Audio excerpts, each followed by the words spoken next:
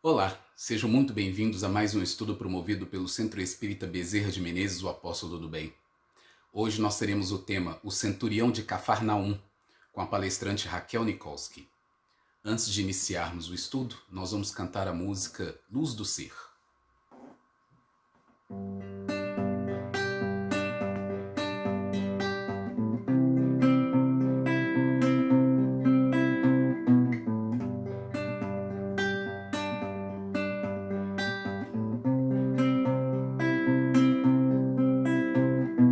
Crer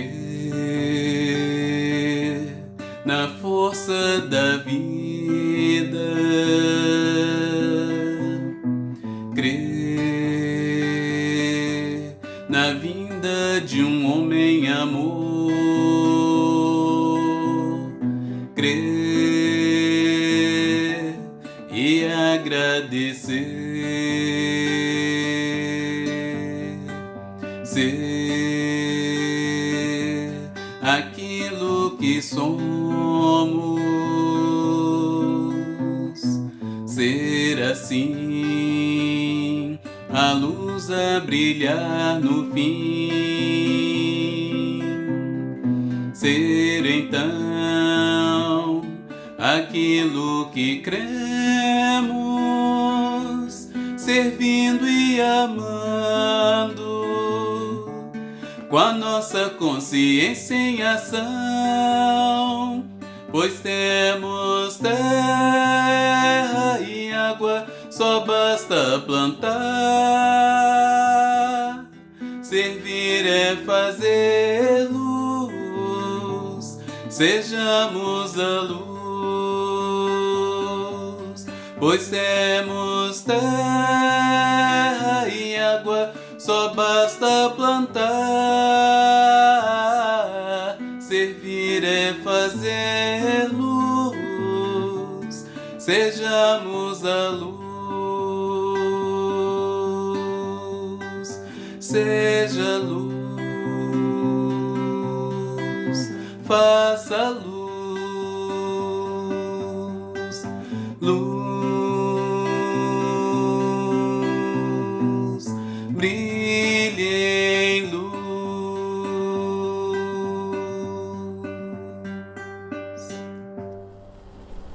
Boa noite, queridos irmãos do Centro Espírita Bezerra de Menezes, o Apóstolo do Bem. Hoje, nesta quinta-feira, nós vamos estudar sobre a passagem do Centurião de Cafarnaum. É uma passagem de muita fé, de uma beleza rara, como todos os ensinamentos de Jesus.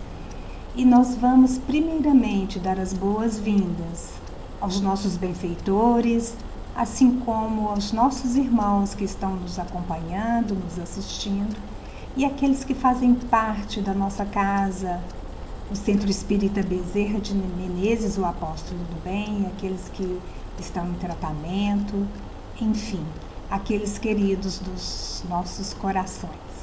Primeiramente, fazendo a nossa prece, agradecendo a Deus Pai Todo-Poderoso, a Jesus Mestre amigo de todas as horas, a Mãe Santíssima, ao Dr. Bezerra de Menezes e a sua equipe, a equipe de Santa Teresinha, de todas nossas irmãs que compõem um grupo de ajuda, de amparo, de assistência ao nosso planeta.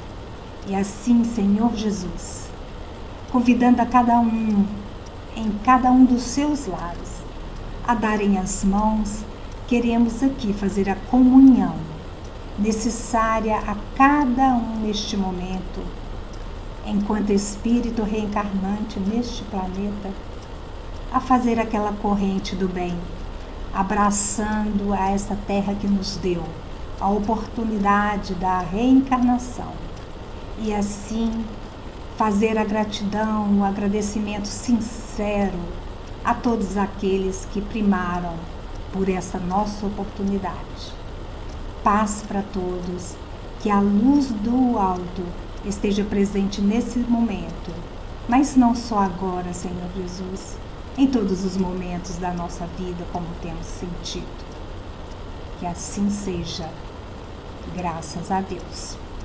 Queridos irmãos, nós vamos então à nossa passagem que se encontra em Mateus 8, versículos de 5 a 13 e também em Lucas, capítulo 7, versículos de 1 a 10.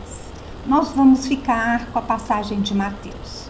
Quando Jesus chegou a Cafarnaum, um oficial romano aproximou dele e suplicou: Senhor, meu jovem servo está de cama, paralisado com dores terríveis. Jesus disse: Vou até a sua casa curá-lo.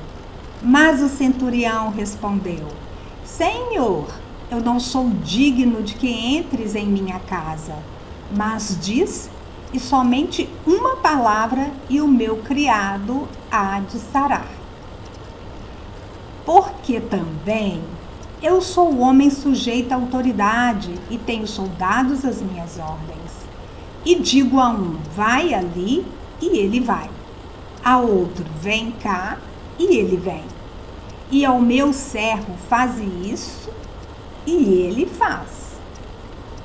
Jesus, ouvindo isto, maravilhou-se e disse aos que o acompanhavam: Em verdade vos afirmo que nem mesmo em Israel encontrei tamanha fé. E digo-vos que muitos virão do Oriente e do Ocidente, e hão de sentar-se com Abraão, Isaque e Jacó no reino dos céus. Mas os filhos deste reino serão lançados nas trevas exteriores. Ali haverá choro e ranger de dentes. Então disse Jesus ao centurião: Vai-te, e como creste, assim te seja feito. E o jovem servo foi curado na mesma hora. Essa passagem é uma passagem de grande demonstração de uma fé raciocinada, de um reconhecimento da autoridade moral de Jesus, da humildade e dignidade deste centurião e o conhecimento que ele já adquirira de uma hierarquia espiritual, né? Nós vamos lembrar aqui da questão número 100 do Livro dos Espíritos, trazido por Kardec na codificação, quando ele vai trazer ali a ordem, né, dos espíritos, a classificação de todos eles. E esse centurião chega e dialoga com Jesus com muita naturalidade, mas ao mesmo tempo com muito respeito, sabendo da condição moral, né, do magnetismo do mestre. O centurião era um romano, era um que comandava 100 soldados, né, uma centúria. Ele vinha de uma crença de muitos deuses, era um gentio. Mas pelo que a gente pode perceber, ele tinha ali, e alguns estudiosos das passagens evangélicas trazem, que ele tinha boas relações com o povo judeu. Ele estava ali num processo de domínio, porque ele era um oficial do Império Romano, mas ele se relacionava bem naquelas terras com o povo que ali estava. Era um oficial diferenciado dos demais. E nós vamos reconhecer que quando um povo está sob um domínio de um outro reino, de um outro império, a gente sabe que esse povo é maltratado, é escravizado, desrespeitado. Mas esse centurião demonstrava uma característica bem diferenciada dos outros oficiais que ali estavam e por ali passaram. Cafarnaum era uma das grandes cidades da Galileia. Era próxima da foz do Rio Jordão, onde João Batista, o primo de Jesus, né, o precursor do Cristo, costumava fazer as suas pregações, convidando ao povo, aos fariseus, ao povo judeu ao arrependimento dos seus pecados. Era também uma cidade de grande movimentação. Quando João Batista convidava o povo ao arrependimento, nós vamos deduzir que arrepender de algo que havia cometido lá atrás e que negava as leis divinas. O povo judeu era aquele povo que já cria num Deus único, né? O povo hebreu, nós vamos lembrar das ramificações daquela turma que foi desertada aqui na Terra, né, do sistema de Capela, né, da constelação de Cocheiro, onde eles foram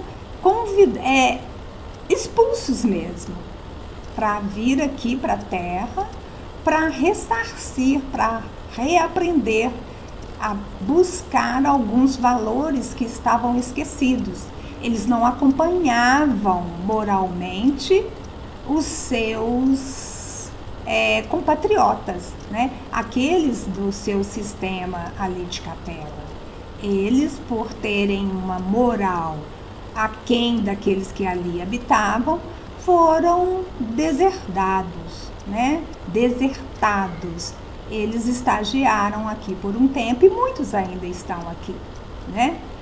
E então João Batista fazia esse convite, né? A própria passagem mostra de uma situação em que esse servo está passando por uma expiação. A gente expia de algo que cometemos lá atrás, né? É uma lei, causa e efeito, ação e reação. Mas mais na frente nós vamos falar disso. Então, nós sabemos que essa cidade, ela estava ali naquela estrada, na rota comercial, né? Rumo ao Mediterrâneo. E o governo tinha ali, o governo romano, uma milícia composta por 100 soldados sob a direção de um comandante, né? Quando estudamos as passagens evangélicas, é preciso que tenhamos habilidade nesse trato com o evangelho, né? Não podemos desprezar essa habilidade, esse carinho de ver nas entrelinhas cada palavra, cada expressão, cada costume ali lançado, porque é para nós uma referência, algo a ser despertado na nossa intimidade, né? Algo a ser despertado naquele servo, naquele centurião e naquele povo hebreu ainda preso, cristalizado nas questões passadas, nas crenças limitantes lá de trás, que limitavam e deixavam que eles não entendessem o convite do Cristo. Então nós temos ali todos esses personagens dentro de nós. Então, quando estudamos uma passagem evangélica, nós precisamos ter a humildade de olhar para essa passagem, nos colocando como cada um daquele personagem que ali está. E mirando em Jesus, né? A nossa mira, o nosso foco é o ensinamento do Cristo Jesus. Então, essa passagem, ela é um atestado de fé raciocinada, como o Espiritismo propõe, nos convida a ter uma fé que nos leve a raciocinar sobre cada aspecto da nossa vida, sobre cada momento da nossa vida, sobre cada situação, cada convite externo e interno que chega a cada um de nós. Uma outra evidência fortíssima nessa passagem é a humildade desse centurião. Ele entendia, reconhecia o seu lugar, né? O seu lugar de gentio, aquele que não tinha condições de receber um espírito de tamanha envergadura, um espírito crístico em sua casa, né? Ele reconhece a autoridade de Jesus.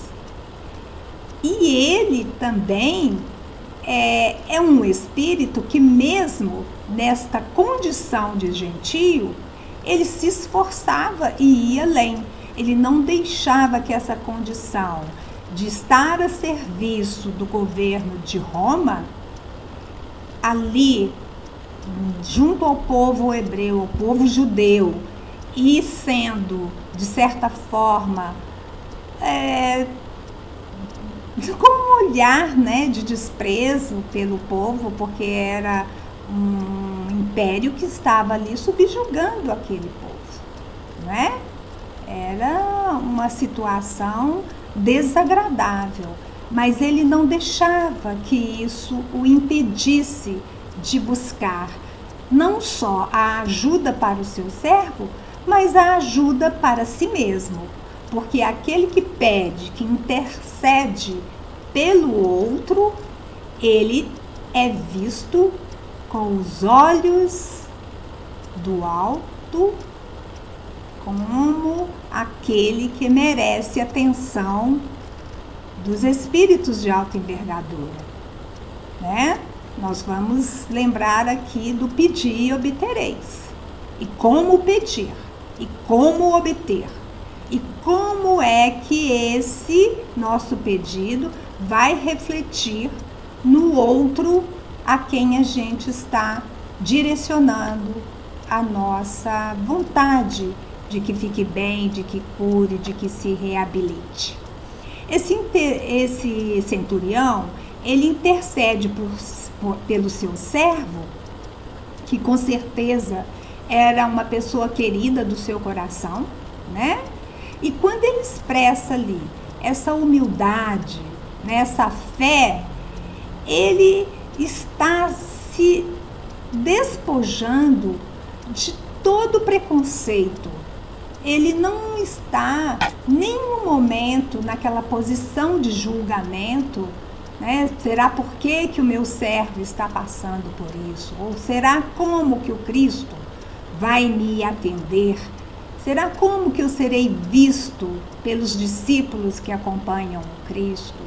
Então, era ali um momento em que tinha vários fatores que poderiam impedir esse centurião de ir até Jesus e interceder pelo seu servo, por aquele que ele tinha um carinho, por aquele que ele estava zelando, como amar aquele próximo que está mais próximo de nós, né? Kardec, no Evangelho segundo o Espiritismo, no capítulo 27, ele trabalha a ação da prece, é a intercessão daquele que pede pelo outro, aquele que vai em busca da ajuda para o seu irmão, para aquele que está necessitado,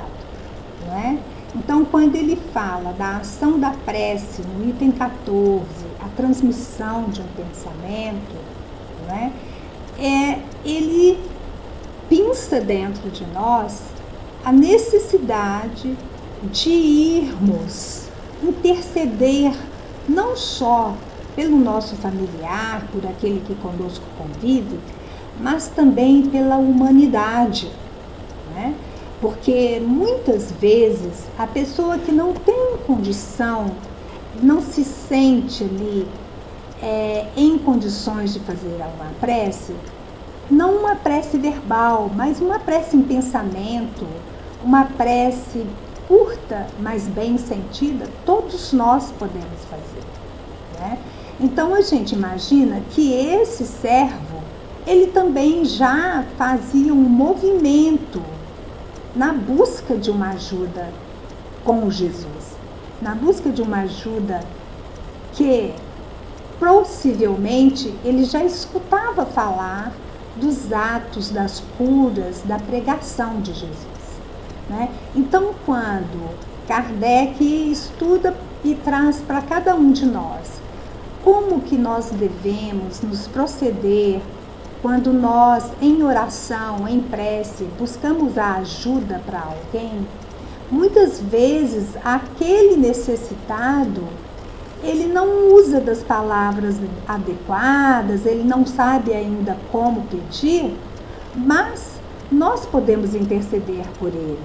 E a forma como nós intercedemos e a intenção que ali nós colocamos, ela é levada a termo pelos bons espíritos, não é? Porque é visto aí a intenção daquele que ora como a caridade. A caridade é aquela que tem como mãe a fé e é irmã da esperança. Esperança em curar-se, esperança em aprender mais, esperança em vir a ser um homem de bem, um homem melhor, um homem que possa colaborar com este discipulado do Cristo, né? Com este a quem ele convida para apacentar as ovelhas. Então, quando usamos da caridade como esse centurião usou para com o seu servo, isso vai entrando ali na nossa conta, né? No livro da vida. Isso é anotadinho ali. Os nossos acertos, assim como os nossos desacertos, né?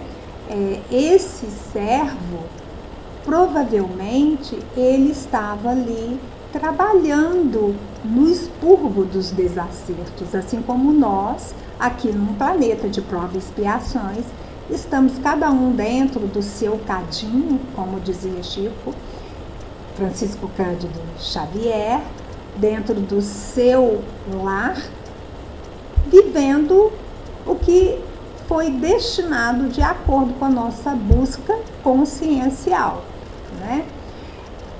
Nós podemos também refletir que quando esse centurião busca Jesus, ele já havia buscado atendimentos médicos para esse servo. E até mesmo esse servo já havia passado por algum atendimento médico. Naquela época já existia médicos, né? Nós vamos lá na frente encontrar mais à frente Lucas, né, que não conviveu com Jesus, mas ele era médico. E ele aprendeu essa profissão de alguma forma com outros que já professavam essa habilidade em atuar, em trabalhar em favor da melhora do atendimento às dores do outro, né? A consciência desse centurião, diante de toda a lei que estava ali se desdobrando à frente dele e à frente desse irmão, o seu servo querido, no item 14 do capítulo 27, a gente encontra ali essa ação direcionada, que é o que o centurião vai expressar diante de Jesus, né? E ele também tem a certeza de que ele seria atendido. Ele estava ali colocando todas as suas cartas na mesa, mas ele tinha certeza de que ele conseguiria obter sucesso com o seu pedido, com a sua busca, não é? Porque ele chega e tem ali um diálogo com Jesus que nos faz lembrar do diálogo da da mulher cananeia com Jesus, né? Que também é uma irmã que exemplifica bem aquela que está fora daquele contexto ali da sua raça, do seu povo, que já demonstrava uma consciência maior. Esse centurião é um deles. Ele demonstra isso no seu diálogo com Jesus, da sua certeza de que conseguiria ali uma resposta positiva. Essa fé raciocinada que ele professa. No livro Pensamento e Vida, que é a nossa cartilha, né, do plano espiritual para nós, encarnados aqui na Terra, quando Emmanuel, no item 6, vai trabalhar a questão da fé, ele fala que não existe um vocábulo que seja fidedigno para definir o que vem a ser a fé, né? No nosso vocabulário normal, no nosso dicionário. Mas ele traz exatamente assim, que a fé é força que nasce com a própria alma, certeza instintiva na sabedoria de Deus, que é a sabedoria da própria vida. Palpita em todos os seres, vibra em todas as coisas, mostra-se no cristal fraturado, que se recompõe, humilde, e revela-se na árvore decepada que se refaz, gradativamente, entregando-se às leis de renovação que abarcam a natureza. Renovação. Nós vamos mais à frente trabalhar essa questão da renovação. O servo estava já fazendo esse processo, né, estagiando assim. E aí Emmanuel também coloca mais abaixo, ele fala assim: a simples refeição é para o homem espontâneo ato de fé. Alimentando-se, confia ele nas vísceras abdominais que não vê. Olha bem, é questão de fé, né? Alimenta-se, não fica ali raciocinando. Agora, por onde esse alimento vai passar, onde ele vai chegar, como que ele vai ser metabolizado, como vai transubstanciar tudo isso que eu ingeri, mandando para o sangue, aproveitando.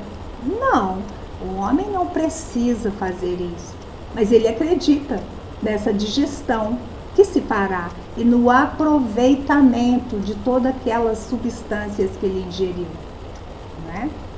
Então, ele fala mais à frente que o tronco podado oferece frutos iguais àqueles que produzia antes do golpe que o mutilou. E a fonte alcança o rio, desfazendo no próprio seio a lama que se lhe atiram. Então procuremos a boa parte das criaturas, das coisas e dos sucessos que nos cruzam na lide cotidiana. Então está aqui no livro Pensamento e Vida, trazendo exatamente o que este centurião exerceu diante de Jesus. E quando ele traz exatamente para Jesus assim: o meu chefe é o governador romano e o teu chefe é o governador do universo. O centurião afirma nesse diálogo que a palavra que Jesus exercia tinha poder, tinha magnetismo e que era muito superior à palavra desse chefe dele, desse governador romano, né? Ele estava ali falando que o governador do universo regia todo esse micro que ali eles estavam no diálogo, intercedendo por esse servo querido, né? Ele sabia que Jesus tinha condição, né? Ele acreditava.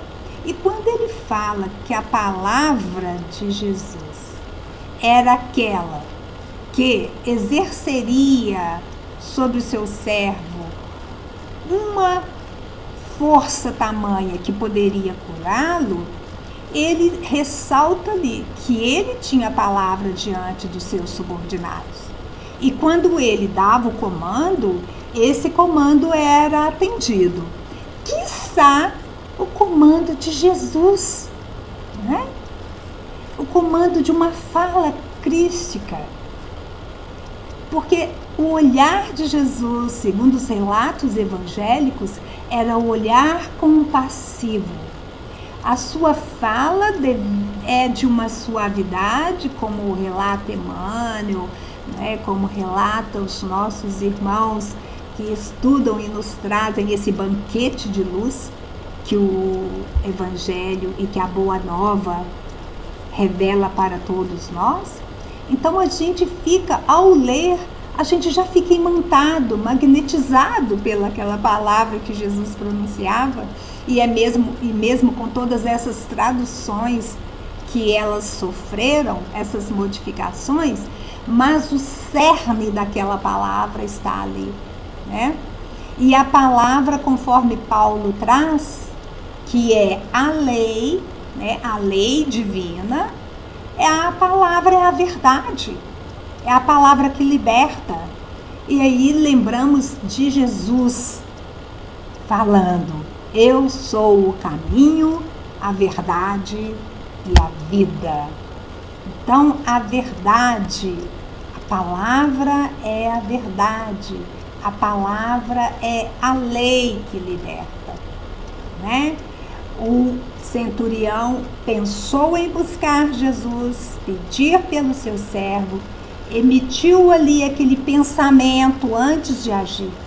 Ele pensou, e ao pensar, nós já conduzimos ali a nossa força do pensamento, as ondas, não é?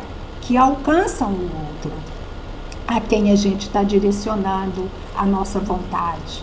Olha a importância do nosso pensamento, né? Então, quando ele pensa, ele vai e emite ali a palavra: vou buscar Jesus. Jesus vai interceder pelo meu servo, né? E ele acreditando que a palavra do Cristo iria mesmo curar o seu servo. E quando ele pensa, ele fala, ele age, ele entra na ação. Ele movimenta dentro de si mesmo a vontade e parte para pedir pelo seu servo. Ele usa da movimentação, porque é tudo no sentido dinâmico, a vida é dinâmica, tudo é movimento, tudo se manifesta dinamicamente, né? Então pensou, fez a sua oração íntima, vou fazer, criou o foco e foi buscar o Cristo, né? Quando a gente pede por alguém que está passando por uma dor, nós sabemos que a dor, ela é nossa irmã, né? Porque é através dessa dor que é sinalizado que algo vai mal no contexto geral da nossa vida, no contexto geral do nosso estado físico, psíquico e mental, né, emocional. A dor tem ali a sinalização. Mas essa dor, ela pode ser transformada em sofrimento ou em libertação, quando é bem equacionada em nossa vida, né? Então, quando esse nosso irmão está paralisado em cima de uma cama, ele está numa situação de expiação. Nada de julgamentos aqui, nós estamos simplesmente tentando entender a passagem. Não estamos aqui como detentores da verdade, mas um lado nos leva a crer que aquela paralisação tem lá atrás a sua causa, como tudo na nossa vida. Então, quando ele está paralisado, algo foi movimentado de forma inadequada, na ignorância, e gerou essa paralisação agora, que segundo essa passagem nos mostra que já estava praticamente chegando a hora dele sair dessa dor, dessa paralisação. E aí o criado, o centurião, vai e pede por ele, para a gente não ficar achando que tudo é milagre, né? Nós sabemos que todos os livros da codificação e as obras subsidiárias vêm nos mostrando e alertando que milagres não existem. Milagre é o efeito da fé, né, sob uma lei em que nós infligimos, né? E quando nós, na modificação interna, nos reparando com a lei, diante da lei, esse milagre acontece. Mas é a força de uma modificação interagindo com os fluidos necessários à nossa evolução, à nossa modificação, à nossa movimentação do bem, à nossa reparação. Então, levando em conta que esse nosso irmão, esse servo querido, estava passando por uma expiação, nós vamos consultar de novo Kardec, né, na questão 1004 do Livro dos Espíritos. Porque tudo isso, nesse processo dinâmico do erro, o arrependimento, a expiação, vem a reparação, né? Nós vamos ali recolocar no devido lugar aquilo que lá atrás nós tiramos do lugar onde deveria ficar, né? Então, Kardec pergunta exatamente assim aos espíritos: em que se baseia a duração dos sofrimentos do culpado? Em que se baseia a duração dos sofrimentos daquele que infringiu a lei? E eles respondem assim: no tempo necessário a que se melhore, sendo atestado de sofrimento, ou sendo estado de sofrimento ou de felicidade proporcionado ao grau de purificação do espírito. A duração e a natureza de seus sofrimentos dependem do tempo que ele gaste em se melhorar.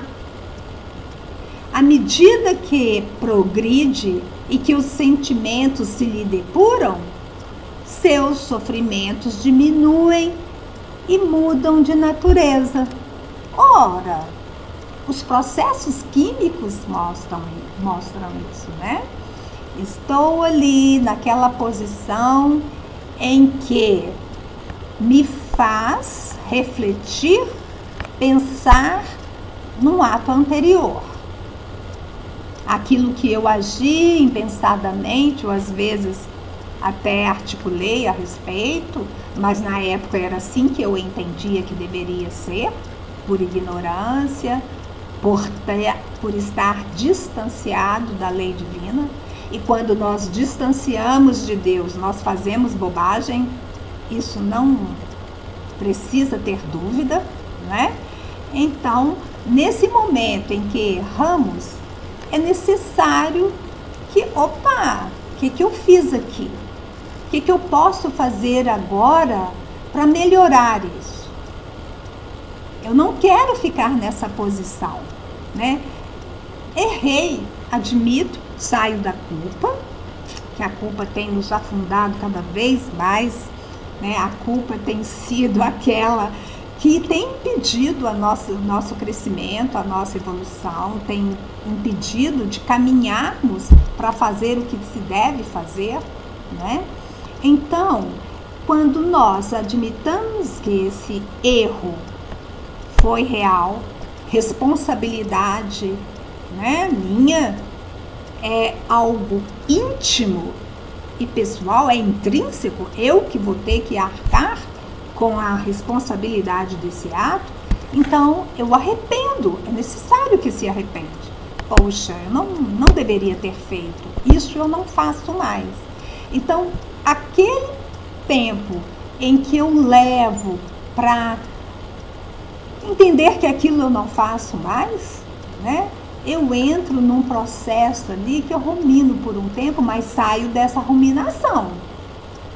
Eu falo, opa, lá na frente eu posso fazer coisas melhores. Mas como que eu faço coisas melhores lá na frente? Começando aqui agora.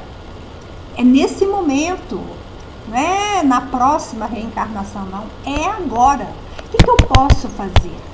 Nós vamos lembrar de Jerônimo, o gigante deitado, que ali, no seu leito de expiações, ele, um livro a ser lido, Jerônimo, morou aqui em Minas Gerais, não é? Então, ele no seu leito, que ele teve uma doença em que ele foi paralisando todos os membros, ele, através da ajuda dos seus amigos, dos centuriões que ali o ajudavam, ele deitado, ele viajava para fazer palestras. Ele nunca deixou de pregar o Evangelho. Ele nunca deixou de trabalhar na divulgação. Ele nunca deixou de ser aquele que apacentava as ovelhas, né? Estava deitado, mas mesmo deitado ele movimentou-se muito, muito. Então, é por aí, meus irmãos. E esse servo já encontrava em condições de que a palavra de Jesus chegasse até ele, os fluidos de luz, de amor, de caridade, e movimentasse através da sua mente, metabolizando em todos os seus sistemas, em todo o seu espírito, para receber a cura. Isso não tenhamos dúvida. Isso é fato. Uma outra parte importante nessa passagem é quando Jesus fala da união dos povos, né? Ele fala exatamente que digo-vos que muitos virão do Oriente e do Ocidente e hão de sentar-se com Abraão, Isaque e Jacó no reino dos céus. Mas os filhos deste reino serão lançados nas trevas exteriores, e ali haverá choro e ranger de dentes. Então, quando Jesus fala isso para aqueles que estavam ali acompanhando, né? Não só a ele, mas também ao centurião, ele traz a importância da universalidade entre os povos, né? Da união dos povos, de nada de preconceito. E o povo hebreu era aquele povo que dava muita importância às castas, né? À superioridade das raças. Era um povo realmente muito forte. Daquele braço, daquelas 4 raças que aqui se aportaram vindo de Capela, era um povo que realmente se distinguia porque tinha uma força interior muito grande, né? E um conhecimento do Deus único. Mas nada além disso. E quando Jesus fala dessa união, que virão homens de várias partes do mundo, de várias partes do orbe, ele está falando daqueles que seriam convocados e que intimamente já se sentiam convocados para o trabalho do Cristo, para trabalhar como discípulos do Cristo, quando ele sempre nos convida para apacentar as ovelhas, não é? Pedro, tu me amas, não é? Se amássemos o Cristo, nós realmente estaríamos aqui apacentando as ovelhas. E nem sempre é essa a nossa atitude. Então ele fala que muitos virão do Oriente e do Ocidente. E lembrando aqui da codificação, quando Kardec, nosso querido Kardec, estava na elaboração do Livro dos Espíritos e os seguintes, a colaboração foi de todos, né? O orbe inteiro se movimentava em favor das comunicações.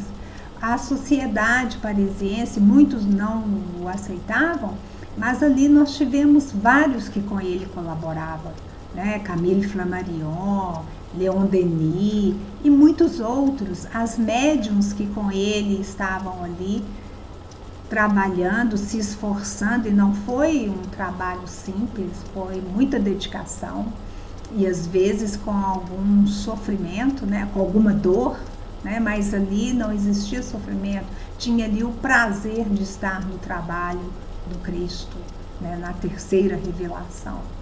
Então, ele estava convidando a cada um de nós a nos abraçarmos, nos despojando de nação, de crença, de clero, de raça, né, de cor. Então, ele fala que esses sentar-se-iam e sentar-se-ão à mesa com Abraão, Isaque e Jacó, no reino de Deus. Então, ele está fazendo ali um alerta para aqueles que desejam entrar no reino dos céus, tem que ter essa comunhão com esses nossos anciões, que foram aqueles que trabalharam, deram a arrancada para a alavancada para o progresso aqui na terra também, né? Foram aqueles que vieram convidados por Jesus, por amor, a trabalhar em favor do orbe terrestre, trabalhar em favor daqueles primitivos, e muitos, né, dessa descendência estão aqui ainda trabalhando, nos convidando a maiores estudos, a maiores reflexões, a maiores pesquisas sobre a ciência do Espírito. E quando ele alerta dos filhos da terra, né, os filhos deste reino, ele estava falando ao povo de Israel, que já tinha esse conhecimento, mas que não lidavam bem com a chegada de Jesus, com a fala de Jesus, com a pedagogia de Jesus, que era tão simples, não é? E que todos podiam comungar com aquele discipulado, com aquele convite, com aquele chamado. Quando ele fala, o meu reino não é deste mundo. Não é deste mundo? Né? Vamos pesquisar, vamos buscar saber por que esse reino, o reino desse Jesus, desse Espírito crístico, não é desse mundo. O que ele está nos trazendo? Então, o convite foi feito. Mas nós não podemos aqui também generalizar, né? Porque teve muitos, e ainda tem muitos, que é desse braço aí, dessa ramificação desses 4 povos, que estão fazendo e fizeram muito bem pela humanidade e ainda se encontram entre nós fazendo a diferença. Então, o objetivo da obra de Jesus nesta passagem, ela não fica restrita só ao povo hebreu, mas a toda a humanidade. A convocação nessa passagem do centurião é para todos nós, é para todo aquele que está aqui inserido nesse orbe, quer seja no Oriente, no Ocidente, né, nos polos, mas o chamado é para todo mundo, né? E o povo hebreu, ele tinha sim a iniciação, mas todos nós temos condições, né? Como é trazido por Emmanuel sobre a fé no livro Pensamento e Vida, a fé está aí, ela é para ser lapidada, eclodida, trabalhada, né? Em favor de nós mesmos, amar ao próximo como a ti mesmo, né? Amar a Deus sobre todas as coisas e ao próximo como a ti mesmo. Então, o povo hebreu, né, aquele povo forte, que chegaram aqui degredados do sistema de capela, né, da constelação de cocheiro, os capelinos, eles tinham condições de ajudar no nosso orbe, né, como deram uma alavancada, ajudaram no progresso, mas eles estavam aqui debaixo de uma lei. Eles foram degradados por não acompanharem o progresso moral do orbe onde eles estavam habitando, né? Nós temos que acompanhar o progresso moral. A nossa aqui no orbe terrestre também já está sendo feito esse convite, já há um bom tempo, há 2000 anos, né, que nós já conhecemos o que devemos fazer. Há quanto tempo é falado, a era de Aquário, já o ano 2000, então já é chegada a hora, não podemos mais falar que não conhecemos, que não sabemos, que não temos fé. A fé está aqui, a fé está a ser eclodida, a ser elaborada, e cabe a cada um de nós, né? Então Jesus, delicadamente, nessa passagem, ele pinça no nosso coração, na nossa mente, né, que é irrelevante a questão das castas, né, a superioridade das raças, dos costumes, que no reino dos céus isso tem pouquíssima importância, isso não faz a diferença, e que esse coração do centurião, aí faz, aí vai fazer a diferença, quando intercedermos em favor da humanidade, né? E quando ele fala dessa universalização da verdade, da palavra, do amor, essa convocação da união dos povos, essa comunhão universal, ele também fala daqueles que aqui chegaram e auxiliaram não só aqueles autóctones, que são aqueles que aqui iniciaram a sua vida, a sua evolução, que são os primitivos, mas também aqueles deserdados, eles foram auxiliados por irmãos de orbes superiores, que vieram ali por amor ajudá-los, né, na sua caminhada, mas também por amor estão aqui nos ajudando. Por amor a essa universalização, né, do amor, essa comunhão de todos os orbes, que é esse sistema e é o que rege o universo, essa comunhão do bem, isso está para todos, basta abrirmos o coração. Quando Jesus fala para os apóstolos, né, quando ele fala, por que nós não conseguimos curá-lo? Aí ele fala, por causa da dureza dos vossos corações. Então já é hora de abrandarmos os nossos corações, de largarmos mão dessas esferas que pesam nos nossos pés, né? Dessas algemas que nos mantêm presos no passado, que são os preconceitos, os nossos julgamentos, a nossa mente ainda embotada, né, em cristalizações lá de trás. Não, vamos deixar tudo para trás, saiamos da culpa, saiamos desse julgamento precipitado. Vamos aqui abrir os nossos olhos diante de Deus, diante das oportunidades que esse planeta tem nos oferecido e que não são poucas, e vamos aos poucos nos ingressar neste apostolado, nessa universidade do Espírito, que é eterno e que é o que realmente importa.